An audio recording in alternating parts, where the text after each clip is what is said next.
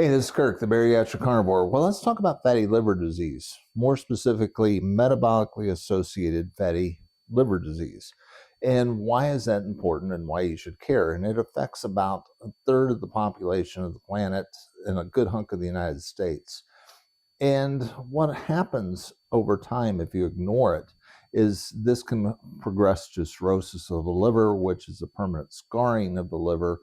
And which case, when you get to that point, you are stuck. You are now going to be on the transplant list trying to get a new liver, and you get a whole new host of problems. So, if you want to avoid it, it's relatively easy to do.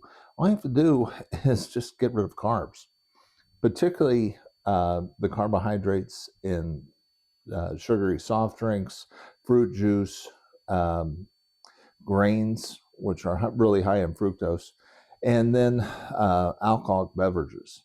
And if you get rid of those, your chances of having fatty liver disease go down pretty dramatically. Now, how do you figure out if you've got fatty liver disease?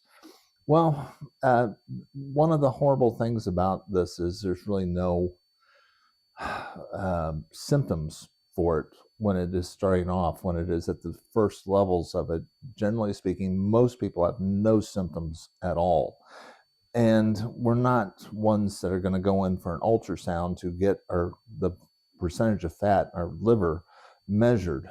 But, and if you are trying to rely on liver function tests to show if you've got a really good, healthy liver, keep in mind that the norms, the ranges on blood tests are set by the population at large, a third of which already have fatty liver disease. So they're going to kind of skew the numbers in such a way that they're not going to be really great indicators unless you've got a really good clinician that is looking for optimal levels.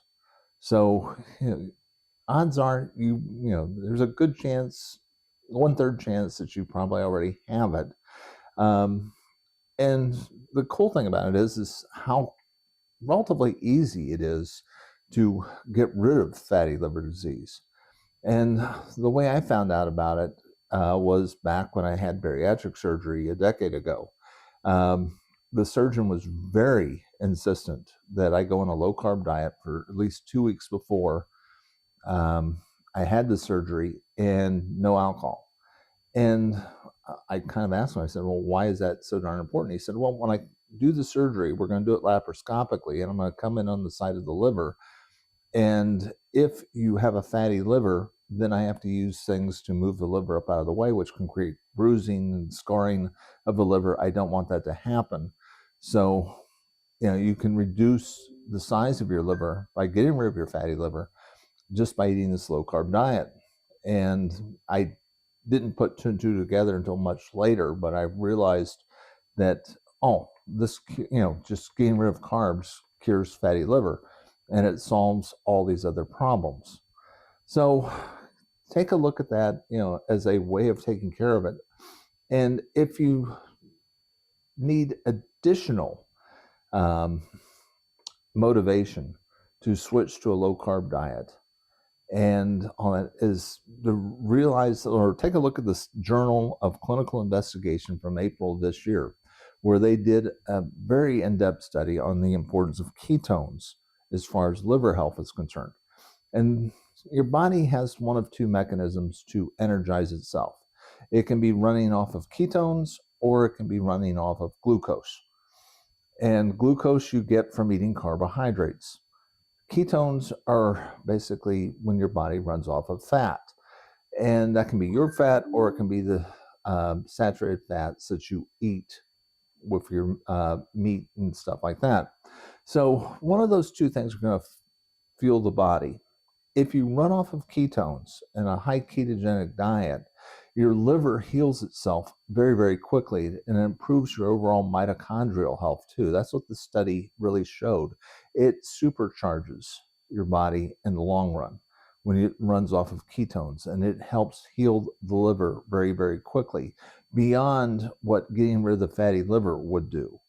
It just it kind of supercharges your liver and helps every function of your body work more efficiently, because mitochondria are the powerhouses of the cell.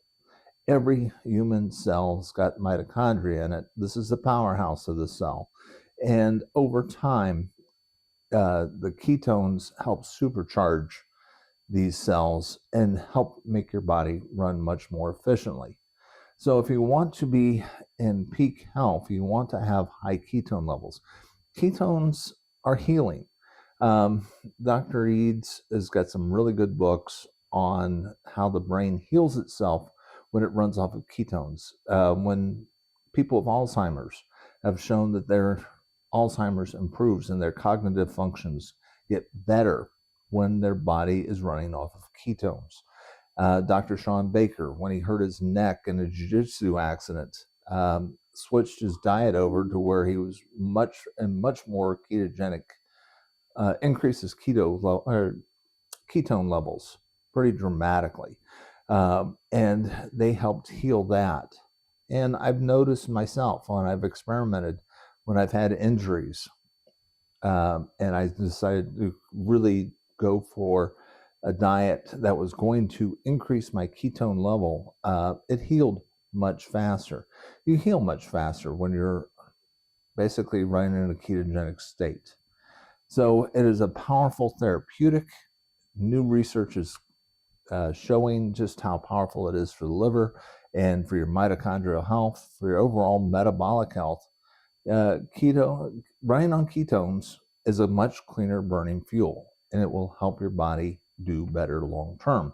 Now, this is Kirk, the Bariatric Carnivore. I try to put out a couple of messages each week. Now, if you're confused between ketosis or ketogenic diet, which is basically any diet where you're really running under 30 grams or so of carbohydrates a day, versus a carnivore diet. A carnivore diet is just a subset of a ketogenic diet.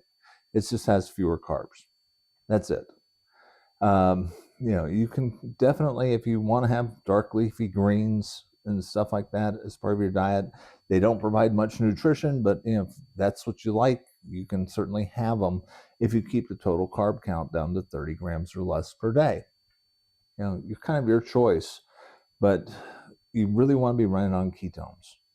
And that means fewer carbs, more ketones you're going to have, the more healing it's going to be, better chance of reducing and if not eliminating your fatty liver disease before it becomes a huge problem. I try to put out a couple messages each week. If you like this message, please hit like and subscribe. Join this channel of other like-minded folks. Remember, there's not a pill for this stuff. There's no pill that you can take. There's no supplement you can take that is going to eliminate fatty liver disease. That is something that you can only do through lifestyle. I will talk to you again soon.